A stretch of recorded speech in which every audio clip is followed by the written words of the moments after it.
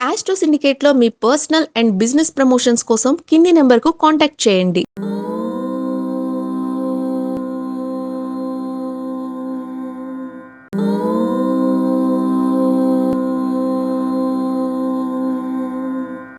ఓం శ్రీ గురుభ్యో నమ. హరి ఓం.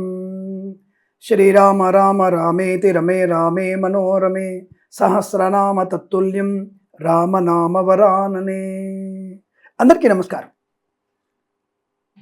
Astro syndicate ఛానల్ని ఫాలో అవుతున్న వారికి, అలాగే నన్ను ధర్మ సందేహాలు అడుగుతున్న వారికి అనేక రకాల వ్యక్తుల యొక్క ప్రశ్నలకి సమాధానం చెప్తూ ఇన్స్టాగ్రామ్లోను అలాగే యూట్యూబ్లో కూడా అనేక ధర్మ సందేహాలకి నాకు తెలిసినంత వరకు అందరికీ సమాధానం చెప్తున్నాను.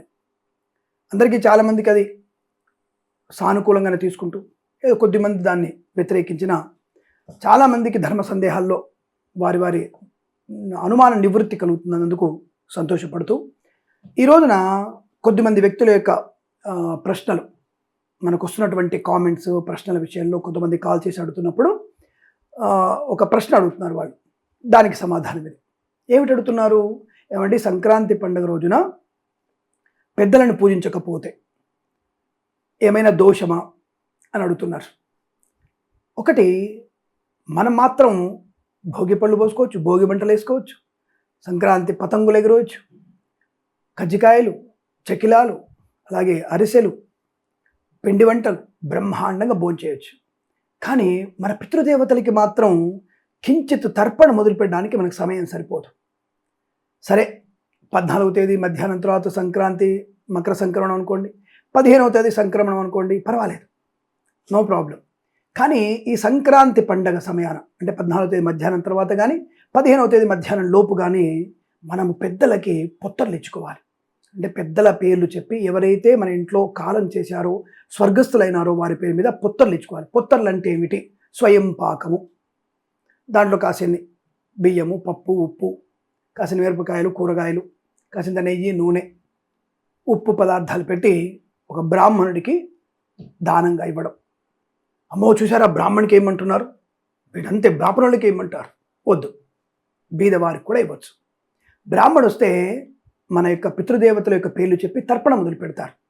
ఏతస్థిల తర్పయాన్ని, వాళ్ళ పేర్లు చెప్పేసి వాళ్ళు మోక్షానికి వెళ్ళాలని, మనకి పితృదేవతలు మోక్షాన్ని పొందుకోవాలని, నరకం వైపు వెళ్లకుండా నరకము నుంచి ఉత్తీర్కులై అంటే నరకం నుంచి బయటపడి మోక్ష ప్రాప్తి పొందాలనేటువంటి కొన్ని మంత్రాలు, తిలతర్పణ మంత్రాలు ఉంటాయి.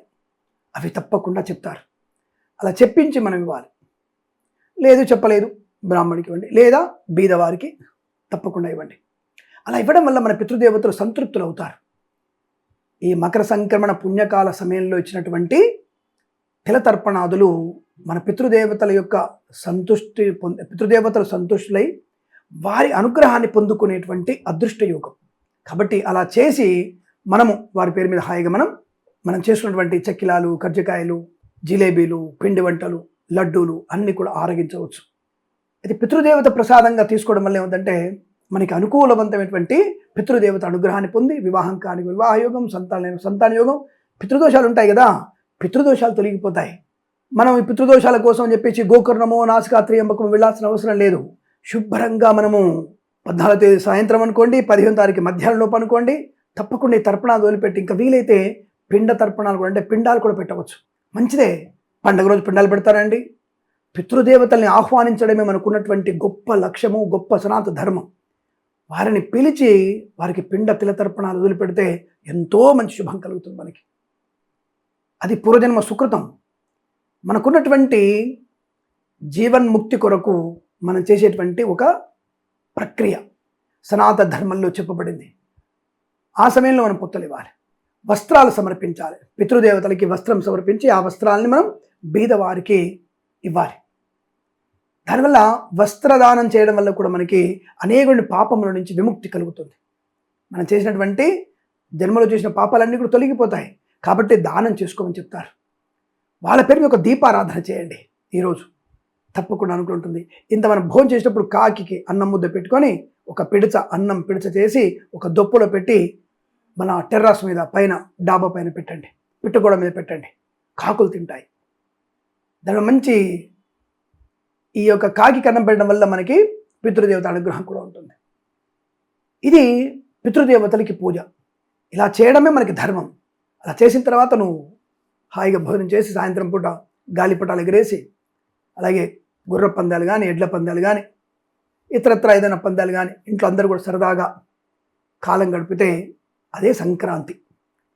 పెద్దలను పూజించడమే సంక్రాంతి, పెద్దలను తలుచుకోవడమే సంక్రాంతి. మన జీవితంలో వాళ్ళు ఇచ్చినటువంటి జీవితాన్ని ఆనందమయం చేసుకోవడానికి, వాళ్ళని గతించిన వాళ్ళని తలుచుకుంటూ వారికి నైవేద్యాలు సమర్పించి మనం వారి ఆశీస్సులు పొందుకొని జీవన గమనాన్ని ముందుకు తీసుకెళ్ళాలి. అప్పుడు మన పిల్ల పాపలు, మనవడు మునిమనవాడు వీళ్ళందరూ కూడా సుఖ సౌఖ్యాలతో ఉంటారు. మనం చేసినటువంటి ఈ ప్రక్రియ మన పిల్లలు చూస్తున్నప్పుడు మన పిల్లలు తప్పకుండా చేస్తారు. అలా ఆ పిల్లలు చేస్తారు. ఇలా మన యొక్క ధర్మము నిరంతరం కాపాడబడుతుంది. ఇది ధర్మం, తప్పకుండా చేయాల్సినటువంటి ధర్మం ఇది. ఇది పాటించిన వాళ్ళ ఇంట్లో అష్టైశ్వర్యాలు ఉంటాయి, సమస్త పితృదోషాలు తొలగిపోతాయి. ఇది సత్యం, ఇది మాత్రమే ఆచరణీయం. ఇలా చేసిన వారికి ఎటువంటి పితృదోషాలు ఉండవు. అలాగే నారాయణ బలులు, అలాగే ఆశ్లేష బలులు చేయాల్సిన అవసరం కూడా లేదు. వివాహంలో మీకు ఆటంకాలు రావు. జన్మజాతకంలో సప్తమ కళత్ర దోషమని, సంతాన దోషమని, సర్పదోషమని ఇలాంటివి కూడా తొలగిపోయే అవకాశం ఉంటుంది.